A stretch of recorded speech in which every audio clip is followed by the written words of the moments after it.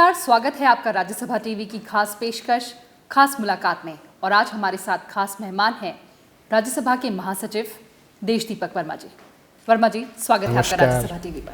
Thank you. सबसे पहले बात करते हैं सभापति के 2 साल के कार्यकाल पर। किस तरह से आप देखते हैं उनका 2 साल का कार्यकाल? मैं समझता हूँ कि हमारे माननीय सभापति जी ने 11 अगस्त 2017 को कार्यभार ग्रहण किया था और कल उनका 2 वर्ष पूरा हो रहा है। और ये 2 वर्ष राज्यसभा के इतिहास में एक बहुत ही महत्वपूर्ण और जिसको कहते हैं कि पूरा जो डिस्कोर्स है राज्यसभा का, उसको परिवर्तन ला देने वाला और एक सकारात्मक परिवर्तन लाने वाला काल रहा है। और इसको इसी तरह से देखा जाना चाहिए, क्योंकि जो स्थिति उनके कार्यभार ग्रहण करने के समय में थी और आज जो स्थिति है उसमें बहुत परिवर्तन आया है। न केवल नंबर ऑफ बिल्स पास करने में, न केवल क्वेश्चंस के आंसर करने में, बल्कि माननीय सदस्यों के एटीट्यूड में, उनके सोचने के तरीके में जो अंतर आया है वो बड़ा महत्वपूर्ण है। उपलब्धियां कई सारी हैं, लेकिन एक वो सबसे बड़ी उपलब्धि आप क्या मानते हैं इन 2 सालों में? देखिए, जब ये कार्य शुरू हुआ था तो उस समय जो एडजर्नमेंट कर देना हाउस को, और हाउस को किसी भी छोटे मोटे कारण पे एडजर्न हो जाना एक सामान्य बात मानी जाती थी।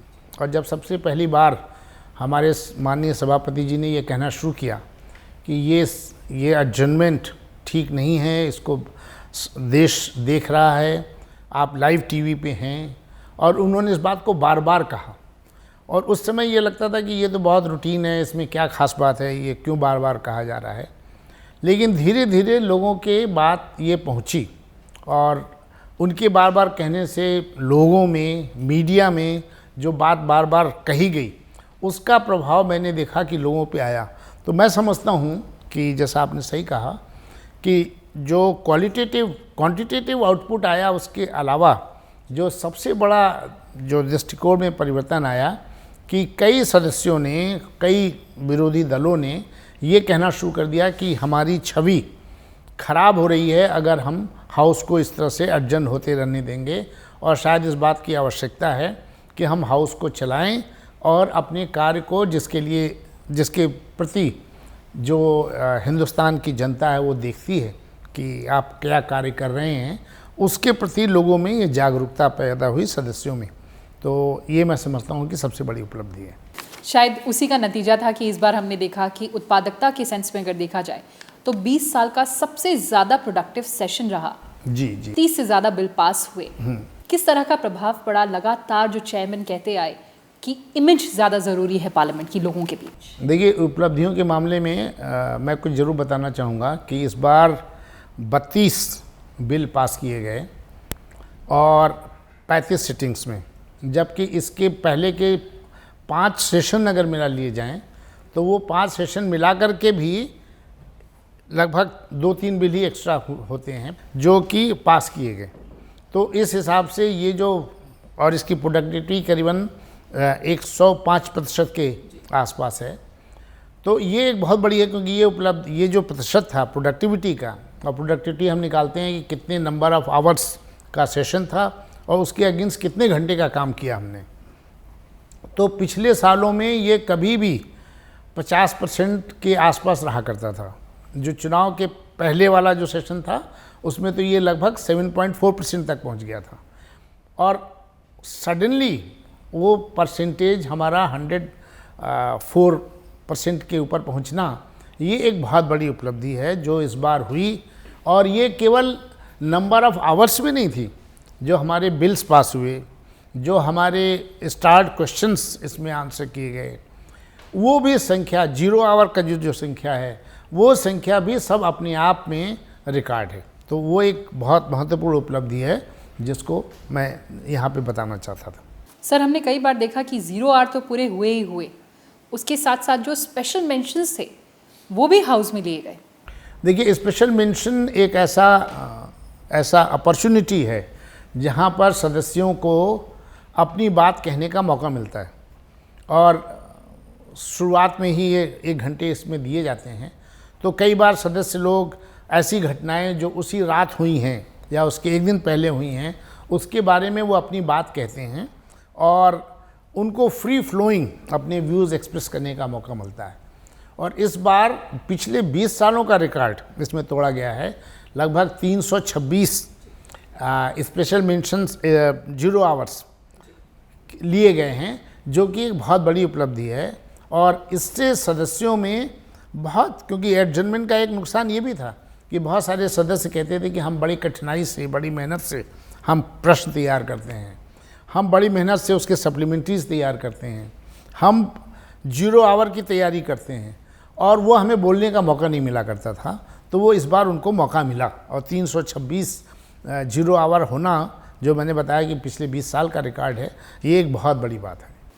सर, चेयरमैन ने लगातार ये भी कहा है कि क्वेश्चन आवर जो है, प्रश्नकाल जो है, वो बेहद महत्वपूर्ण है क्योंकि इससे सरकार की अकाउंटेबिलिटी सेट होती है। पूरक सवाल हमने देखा कि कई बार पूरे के पूरे कंप्लीट कर लिए गए। जी, ऐसा था कि चूँकि मैं इसके पहले सरकार में सेक्रेटरी रहा हूँ और इसलिए मैं जानता हूँ कि जब कोई प्रश्न किसी माननीय सदस्य द्वारा पूछा जाता है तो उसके पीछे कितनी तैयारी वो विभाग करता है। और सही मामलों में जो अकाउंटेबिलिटी की बात आपने कही, वो उसी के थ्रू इंश्योर होती है।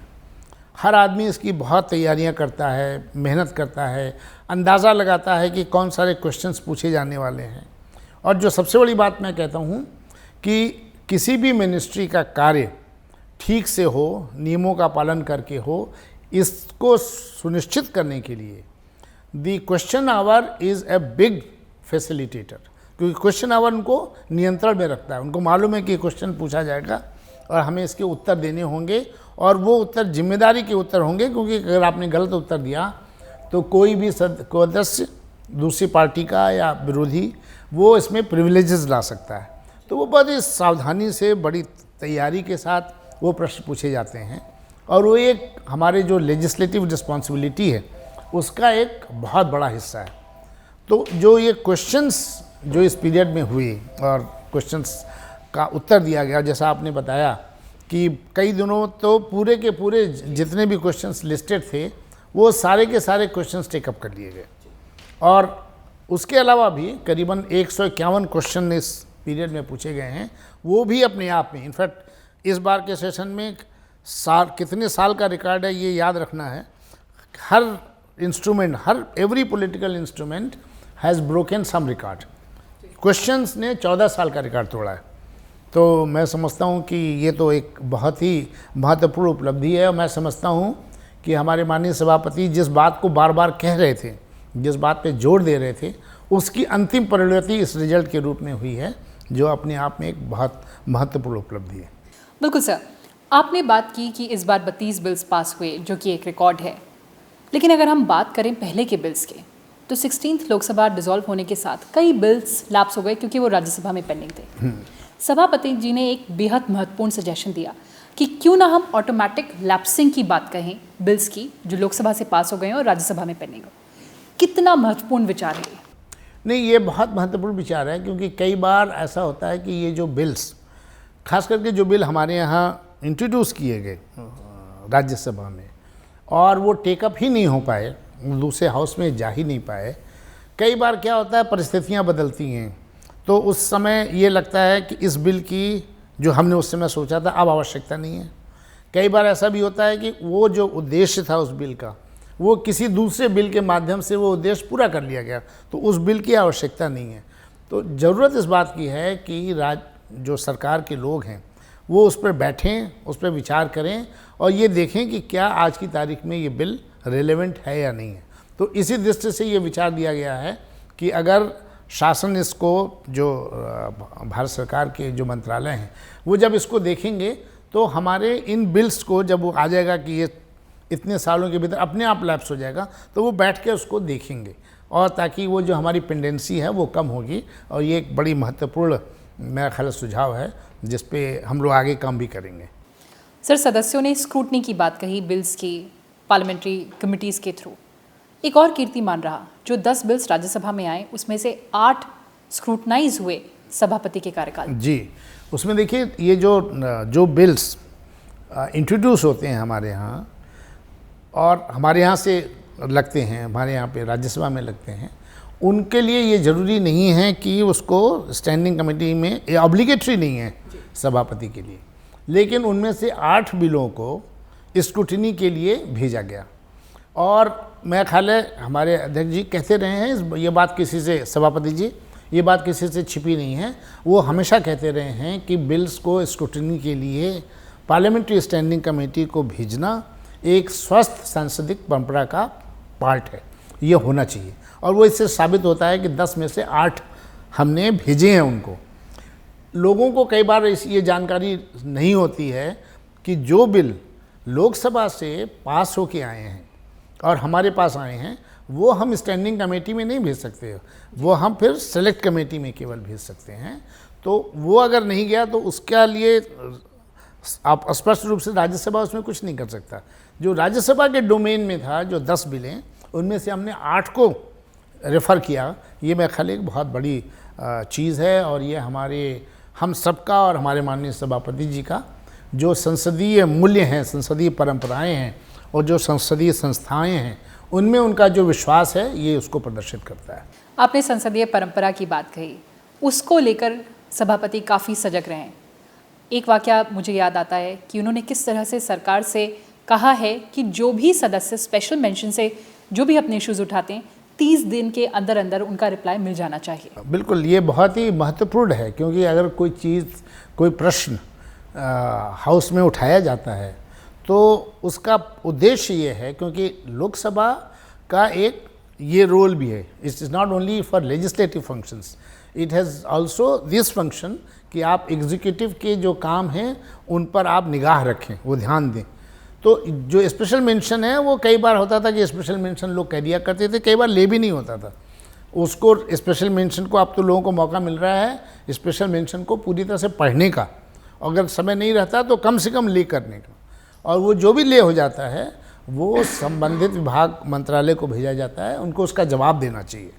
वो कभी ये जवाब देने का काम रेगुलर नहीं होता था, तो अब उन्होंने कहा है कि ये 1 महीने के अंदर इसका विभाग जो संबंधित मंत्रालय है उसका उत्तर दे।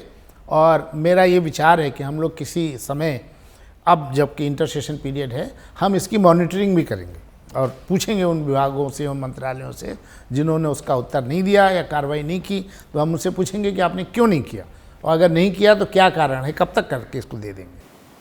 आपने ले की बात कही, पेपर्स ले करने की या फिर कोई और दस्तावेज ले करने की। सभापति जी ने एक नई परंपरा बनाई है, आई बेग टू ले।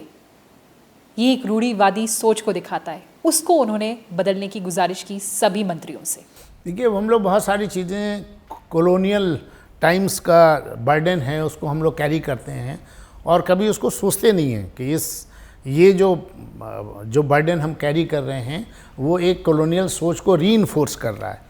तो उन्होंने ये बात कही कि इसमें जो आप आई बेग टू ले कहते हैं, I should simply say that I rise to lay, I propose, I wish to lay. So वो अब सभी माननीय मंत्रीगण ने करना शुरू कर दिया है, और अलबत्ता उनमें से अगर कोई कहता भी आई बेग टू से, तो माननीय सभापति जी ऊपर से उनको टोकते हैं कि नॉट बेग टू ले बट आई राइज टू ले। जी बिल्कुल, आगे बढ़ते हैं सर। अगर इस सदन की बात कही जाए तो इस सत्र में बेहद एक महत्वपूर्ण डिसीजन जो राज्यसभा के फ्लोर पर सरकार के माध्यम से लिया गया, वो था पोस्टल एग्जामिनेशन को कैंसिल करना। हमें आज भी याद है कि किस तरह से सभापति ने सीधे बात की थी कम्युनिकेशंस मिनिस्टर से, और जो सदस्यों का जो ये बहुत बड़ा मुद्दा था उसको सुलझाया गया। देखिए, ये भी एक चीज़ प्रदर्शित करती है कि बिना पार्लियामेंट्री प्रोपराइटी को तोड़े हुए और ऐसे काम जिसमें कि सामान्य लोगों का हित है, स्टूडेंट्स का हित है, उसमें एक रुचि लेकर के, केवल उसको रूटीन में ले कर देने के बजाय उसमें रुचि लेकर के उस समस्या को हल कर देना, ये भी एक बहुत बड़ा, और ये हमारे एक सक्रिय जो सभापति है या सक्रिय प्रिसाइडिंग ऑफिसर है उसका एक पर्सनालिटी को प्रदर्शित करता है। और ये काम हुआ, और मैं समझता हूँ कि इसके लिए सभी सदस्यों ने, सभी पक्ष के सदस्यों ने उसमें माननीय सभापति जी का बहुत साधुवाद दिया, उनको कॉम्प्लीमेंट किया। So which is a very good achievement. एक बात और ध्यान में आती है, जहन में आती है कि जब भी लिंग्विस्टिक डाइवर्सिटी होती है, जब सदस्य मातृभाषा में बोलते हैं, तब सभापति बहुत खुश होते हैं और लिंग्विस्टिक डाइवर्सिटी पर उनका बहुत ध्यान है। क्या और कोशिशें हो रही हैं सेक्रेटेरिएट में इसको और आगे बढ़ाने के लिए? मैं बहुत खुश हूँ कि आपने एक बहुत महत्वपूर्ण प्रश्न उठाया, और ये एक जो डिफरेंट लैंग्वेजेस में बोलने के लिए लोगों ने, हमने इसकी व्यवस्था की, और सभापति जी ने इसको बार बार अपने चेयर से ये लोगों से कहा कि आप अपनी भाषा में बोलिए, और उसकी ट्रांसलेशन का हमारे पास पूरी व्यवस्था है। और पहली बार राज्यसभा में सारे 22 जो हमारे शेड्यूल लैंग्वेजेस हैं उसमें ट्रांसलेशन की सुविधा उपलब्ध की गई है। और एक अंतिम बात आपको बताना चाहता हूँ मैं कि इस व्यवस्था को करने में पहली बार ऐसा हुआ है कि हमने सिविल सोसाइटी का योगदान लिया है। यानी जो हमारे ट्रांसलेटर्स, कुछ तो हमारे जो एम्प्लॉइज़ हैं राज्यसभा के वो हैं, बट उसके अलावा हमने कुछ लोगों को इम्पैनल किया है, जिसमें हाउसवाइफ्स हैं, चार्टर्ड अकाउंटेंट्स हैं और कार्य कर रहे लोग हैं, जिनका वेरिफिकेशन करने के बाद हमने उनको इम्पैनल किया है। और हम उनको भी बुलाते हैं कि आप कोई भाषा में कोई अगर बोल रहा है तो उसका ट्रांसलेशन करिए। सर, आखिरी सवाल पूछती हूँ आपसे। डिजिटल इनिशिएटिव्स पर चेयरमैन का काफ़ी फोकस रहा है कि पार्लियामेंट पेपरलेस होना चाहिए। जी, देखिए ये भी एक बहुत ही महत्वपूर्ण उपलब्धि है, और मेरा ख्याल है समय भाव की वजह से मैं बहुत डिटेल में बात नहीं कर पा रहा हूँ, लेकिन ये एक बड़ा काम हो रहा है। कुछ काम अंडर पाइपलाइन है, बहुत सारा हो चुका है।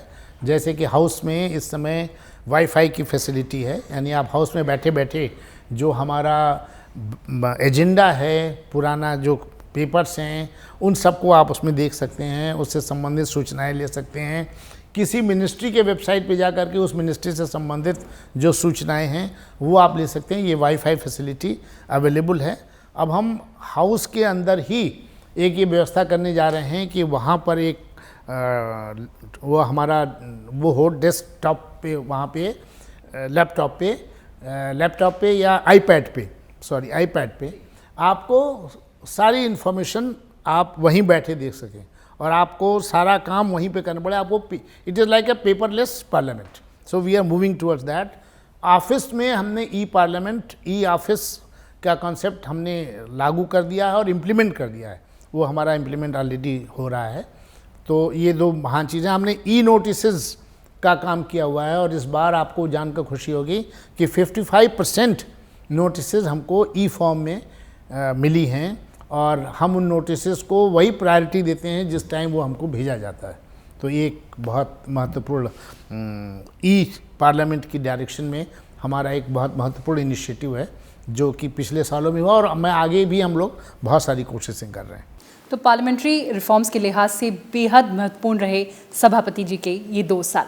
ऑब्वियसली इसमें कोई संदेह नहीं है कि ये 2 साल न केवल लेजिस्लेटिव फंक्शंस के लिए, बल्कि हमारे प्रोसीजर्स, हमारे जो प्रोसेसेस, उनको इम्प्रूव करने की दिशा में भी उन्होंने बहुत सारे इनिशिएटिव्स लिए हुए हैं, जिसका परिणाम अब सामने दिखाई देने लगा है। सर, बहुत बहुत धन्यवाद राज्यसभा टीवी से बात करने के लिए। Thank you.